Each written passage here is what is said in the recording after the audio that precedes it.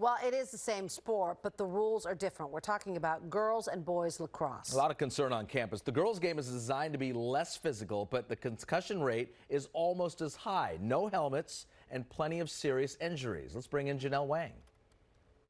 Girls are not required to wear helmets or headgear in lacrosse. The boys are, but their game is more aggressive. Rules allow body-to-body contact, but some girls are still getting severely hurt and believe helmets should be mandatory.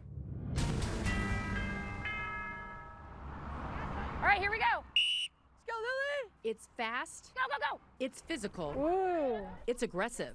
Oh, baby. All reasons why women's lacrosse is one of the fastest growing sports in the country. A lot more rough and tumble.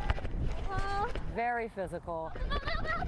But unlike the boys' game, girls aren't required to wear helmets. They're optional because girls lacrosse doesn't allow body checking. All right, here we go. Let's go. Team NorCal lacrosse coach Colleen Nicholas has mixed feelings about headgear. If I were a player, I wouldn't want to wear them. However, as a parent, I want my kids to be protected.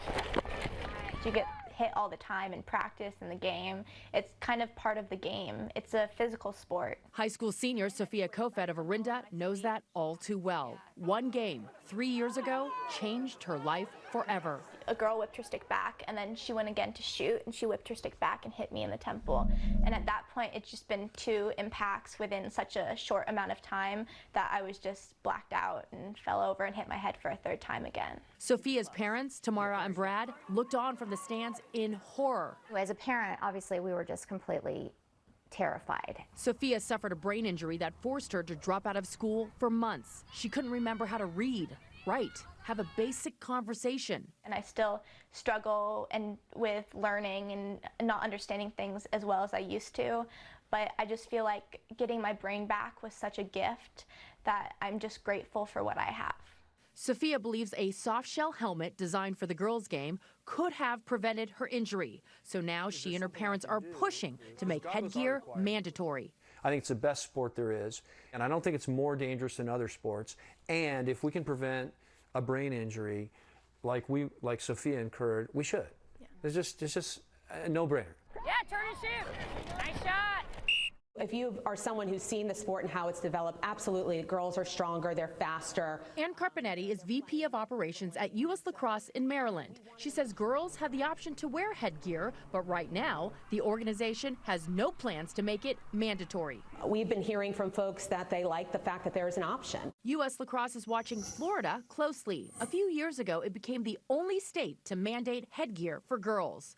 By the end of this year, Carpenetti hopes to know if Florida's rule change makes a difference. The organization is committed to ongoing study and research, leaving ourselves open for the potential for a mandate. Yes, nice, Phoebe. Good, all right. Some lacrosse purists believe requiring helmets will only encourage what's called the gladiator effect, meaning once you start wearing protective gear, you become more aggressive.